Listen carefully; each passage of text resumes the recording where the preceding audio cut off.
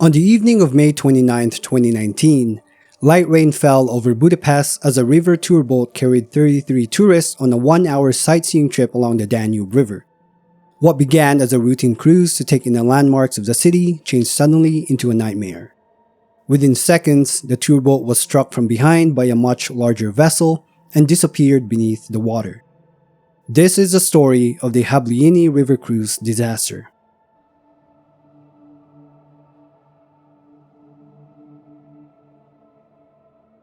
The Danube River is the second longest river in Europe. It begins in Germany and flows all the way to the Black Sea, crossing 10 countries along the way. For centuries, it has supplied towns with water and linked cities as a busy water route. Today, it also carries a steady stream of tour boats and river cruise ships. These vessels move slowly through historic centers, giving visitors a clear view of bridges, churches, and grand public buildings. For many tourists, a night cruise on the Danube is an easy way to see a city's lights and landmarks from a calm stretch of water. In late spring, 33 South Korean tourists set out on a multi-country trip across Central Europe. Their journey would take them through Croatia, Slovakia, the Czech Republic, Hungary, Austria, and Germany. The tour was organized by a Korean agency called Very Good Tour, which also provided a guide to travel with them. By the fifth day, the group had arrived in Budapest, the capital of Hungary, a city recognized for its wide boulevards, historic thermal bath, and the parliament building that stands along the Danube. After spending the day exploring, the group planned to finish their evening with a river cruise, a chance to see Budapest landmarks from the river. The river tour was booked with Panorama Deck, one of several companies that run regular sightseeing trips on the Danube through the center of Budapest. The departure time was set for 8:20 p.m. The group would board a smaller vessel called Hableány. Hablèany, which means mermaid in Hungarian, was a 27-meter or 89-foot Moscow-class passenger boat built in the Soviet Union in 1949. It was designed for river service with low profile and open deck space for viewing. Over the decades, the boat received upgrades to keep it in service, and in 2003, Panorama Deck bought it for sightseeing trips along the city's waterfront. In the week leading up to the cruise, Budapest had seen steady rain. The result was a higher swollen river and currents were stronger than usual. Despite the wet weather, the tour schedule continued. Around the same time Hableány left the dock, another vessel began its own trip upriver. This was the Viking Sigyn, a 135-meter or 443-foot luxury river cruise ship from the Viking Longships fleet. Unlike ocean-going cruise liners, Viking's river ships are narrower and shallower and built to pass under bridges and through locks. They carry guests on multi-day trips between river cities, offering cabins, dining, and lounge areas.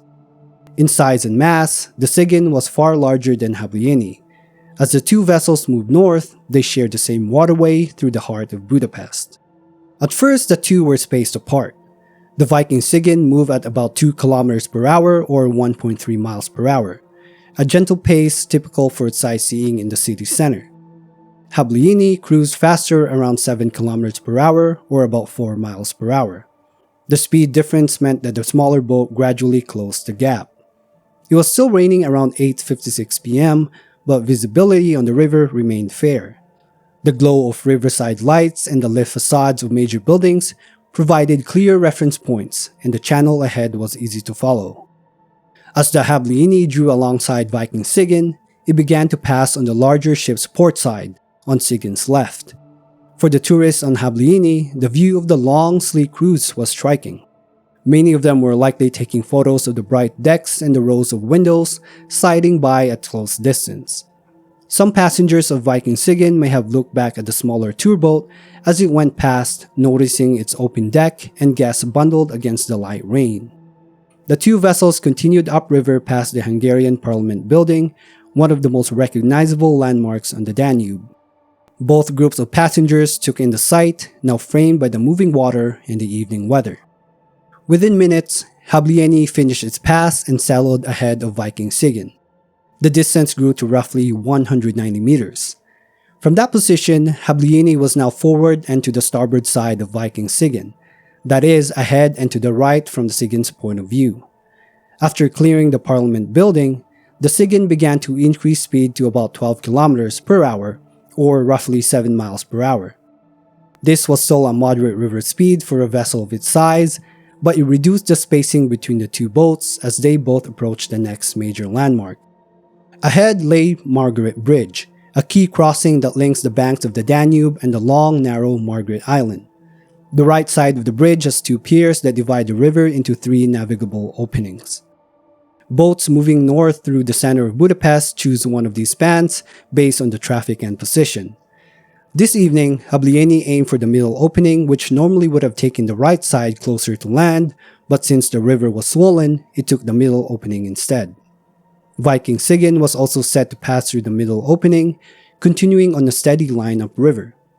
With the current running faster than usual due to the week of rain, each approach called for careful alignment and steady speed control.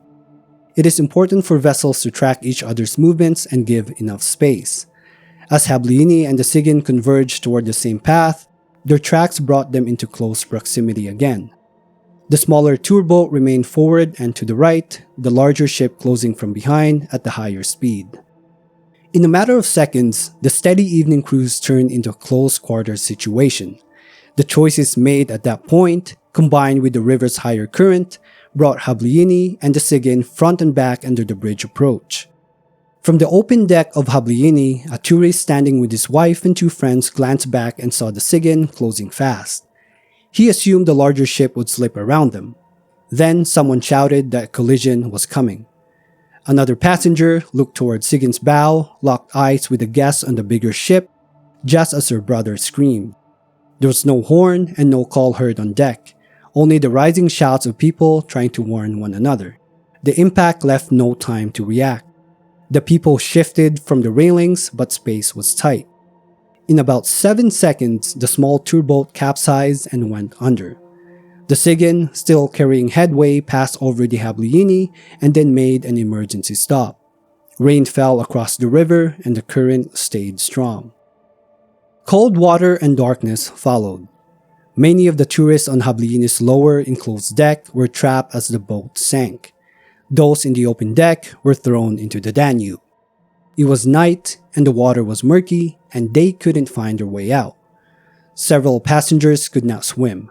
There were no life jackets available on Hablèany. People called to one another while the current pulled them downstream. Crew on Viking Sigyn threw life buoys and lines and launched a small rescue boat. Other vessels that had seen the impact turned in to help as well. Even with fast actions, the conditions worked against everyone's effort. The river was moving up to 11 kilometers per hour. The water temperature was about 10 degrees Celsius, near 54 degrees Fahrenheit. In water that cold, strength falls quickly, and spotting a person is difficult in rain and darkness. Rescuers pulled people onto decks and along the embankment. One person stayed in the water for around 30 minutes and drifted nearly 3 kilometers before being found near Pitofi Bridge. By the end of the initial rescue effort, 7 people had survived and 7 had been recovered without signs of life.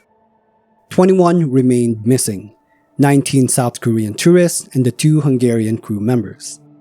For rescuers, the scene posed immediate hazards. The fast current, low visibility, and the wreck's position near a bridge pier made entry dangerous. Authorities restricted diving inside the vessel until conditions improved. 5 days later, an 8th victim was located by South Korean divers who had arrived to assist. Over the following weeks, remains were recovered between June 3rd and July 6th in Budapest and far downstream. Some were carried into neighboring towns. One was even found about 110 kilometers away. On June 11, salvage crews raised Hablèany from the river. As the hull was lifted, divers found several victims still inside. The recovery allowed investigators to document damage and to map where people had been. The hull showed deformation that fits a larger vessel riding over a smaller one. When operations ended, 28 people who had been aboard had died. 1 person was never found and was presumed lost to the Danube. Families were notified and traveled to Budapest. Officials from Hungary and South Korea coordinated identification, care for survivors, and arrangements to bring loved ones back home. As the sequence of events became clearer, questions turned to how two vessels on a familiar route ended up in the same place at the same time. Investigators gathered witness statements, shoreline video, radio logs, and radar data from the ships. Attention focused on actions on Viking Sigyn's bridge. The captain, Yuri Chaplinsky, a 64-year-old Ukrainian with more than 30 years of experience and 19 years with Viking, was detained shortly after the collision. At an early hearing, he described the checks he performed, the ship's speed, and his approach to the bridge span. He said he had noticed Hablèany on his left earlier and saw it pass, but he did not describe seeing the smaller boat saddle ahead and to starboard. He also said that Hablèany did not appear on his radar at critical moment. But what he didn't know was that Hablèany was now too close to the ship to appear on radar. Bridge layout was examined as well. On Viking longships, the wheelhouse sits near midships with a clear view forward. In ordinary conditions, a small tourboat directly ahead would be visible from the coning position. The captain was asked if he was distracted or wasn't paying attention, but he couldn't give a clear answer other than he noticed it too late. It was also discovered that right after the incident, the captain deleted all data from his phone. It's unclear, however, if it was related to the incident and was never investigated further. Passengers on the Sigyn who saw the whole incident said they grasped the situation only after the Sigyn hit the Hablèany. Several ran to the wheelhouse to alert the captain that the smaller boat had gone under the bow, which is how the captain was made aware of the collision. The captain denied any wrongdoings, but the Hungarian prosecutors charged Captain Chaplinsky with causing death by negligence and with failing to render assistance. The latter charge was later dropped. In September 2023, the court convicted him on multiple counts of negligence and sentenced him to 5 years and 6 months, with time served credited. On June 2021, a memorial stood near Margaret Bridge naming those who died aboard Hablèany. The families and officials gathered for ceremonies along the riverbank. For many visitors to Budapest, the bridge, the island, and the Parliament building are highlights of a river tour. The site also marks where an evening cruise became a mass casualty event. The disaster is widely viewed as the worst on the Danube in 3 decades, and within European river cruising, the worst in history. If you made it to the end of the video, thank you. If you're new to the channel, I post once a week either on Saturday or Sunday.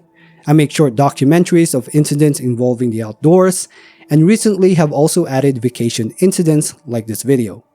That's it for the video.